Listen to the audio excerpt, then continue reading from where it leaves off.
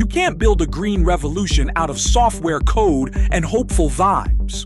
Eventually, the digital dream hits a physical wall, and in 2025, that wall is made of high-purity, low-carbon aluminum. This is what we call a GreenCandle reality check for the bits over atoms crowd. We are stripping down the Western world's premier integrated metal machine to see if the engine is actually built to last. The company is Alcoa, ticker symbol AA. Let's disassemble the thesis and see if the parts are worth more than the sticker price. Alcoa is the metal chef. They take raw bauxite and cook it into high-purity aluminum. But here is the key. They do it with a renewable energy flamethrower. While the rest of the world burns coal, Alcoa delivered $3.0 billion in Q3 revenue, beating volume expectations even while prices were jumping all over the place. They aren't just selling metal. They are selling the cleanest industrial commodity on Earth. With revenue split between aluminum, alumina, and bauxite, they control the whole meal from farm to table.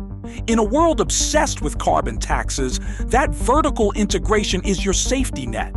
The architecture here is all about shedding dead weight. By permanently closing the high-cost Kwinana refinery, management stopped throwing good money after bad. They've consolidated into a footprint of 7 active mines and 2.5 million metric tons of smelting capacity that actually makes sense in a high-cost energy world. Don't look a gift horse in the mouth when it comes to their energy mix. With 60% of their smelting capacity now powered by renewables in Norway and Canada, they've built a structural fortress. They aren't just making metal. They are dodging the massive carbon taxes that are about to crush their coal-reliant competitors. Here is the chemistry lesson. For 140 years, making aluminum required carbon anodes. You burn them, they release CO2, and you have to stop production to replace them. It's a massive speed limit on profit. That is the old way. Enter ELYSIS. ELYSIS is Alcoa's proprietary tech that replaces that dirty carbon with an inert material. It emits pure oxygen and, catch this, increases production density by 15% in the same footprint. They literally broke the speed limit of chemistry. He retail herd is panic selling because of a 2-cent EPS miss in Q3. They are looking at the rearview mirror.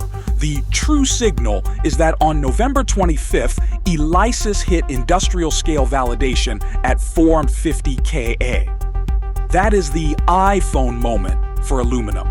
The market is pricing AA as a dirt mover. But the true signal is the transition to a high-margin technology licensor. They've also got a gallium facility turning waste streams into strategic assets for 6G and defense. It turns out one man's trash really is another man's critical mineral treasure. This moat is wide and deep. The ELYSIS joint venture includes heavy hitters like Rio Tinto and Apple. No other competitor has a viable inert anode at this scale. Once a smelter switches to ELYSIS to stay carbon neutral, they are locked into Alcoa's hardware ecosystem for decades. Think of the switching costs. Smelters are multi-decade assets. You don't just swap them out like a SIM card. Alcoa is building an IP fortress that forces the competition to pay them rent just to stay in business. Let's look at the price tag. Alcoa trades at 11.6 times forward earnings. Its competitor, Century Aluminum, trades at 15.2 times. That is a massive disconnect. Century is just a downstream smelter with high energy risk. Alcoa owns the mines, the refining, and the IP. You are getting the superior business at a discount. That is the definition of arbitrage. The market is paying a premium for a riskier asset in CENX while ignoring the structural advantage of Alcoa's integrated supply chain. That gap will close. Trace the supply chain. Upstream, we are watching Australian bauxite approvals. The charts tell us those approvals are likely baked into the 2026 breakout, but downstream is where the money is. Demand is decoupling from boring construction and attaching to data center cooling. Are you still with me? Good, because this is where the amateurs get wrecked. Everyone thinks aluminum is for beer cans and window frames. The smart money knows it's for heat sinks in AI servers and lightweighting EVs. The end market is shifting from anchor to rocket. Let's x-ray the profit engine. Right now, the rocket, that's the ELYSIS licensing and low-carbon aluminum, is less than 5% of EBITDA. It's a rounding error. But watch this projection. By 2028, as brownfield retrofits kick in, that high-margin IP stream is projected to hit 25% of EBITDA. Do you understand what happens to a stock's multiple when 25% of its profit comes from tech royalties instead of mining? It explodes. We are buying the transition before the Wall Street analysts update their spreadsheets. I read the boring 10Q filings so you don't have to. Here's the tell. Alcoa is sitting on a $1.5 billion cash balance and just paid off a $74 million term loan. Why hoard cash and clear debt? Because management is clearing the decks. They are preparing for something big in 2026. My bet?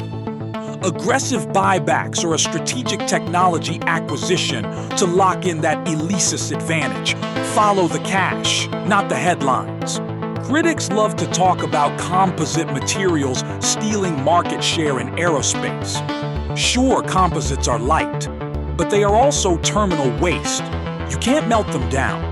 Aluminum is infinitely recyclable. It is the king of the circular economy. Now, quick disclaimer. I am a YouTuber with a green logo. I have data. Investing involves risk, so do your own homework before you throw your life savings at a metal company. Mark your calendars for January 22, 2026. That's the next earnings call. The consensus is too low at negative 15 cents. They are ignoring the Messina Energy contract and the anode bake furnace improvements. Those kicked in during Q4. When they report a beat because of those operational fixes, the algo bots are going to scramble to buy. We want to be positioned before the surprise, not chasing the green candle after the bell rings. Let's talk numbers. If 2026 becomes the year of licensing, my bull case hits $65. That assumes the market finally gives them a 14 times multiple for the green tech narrative.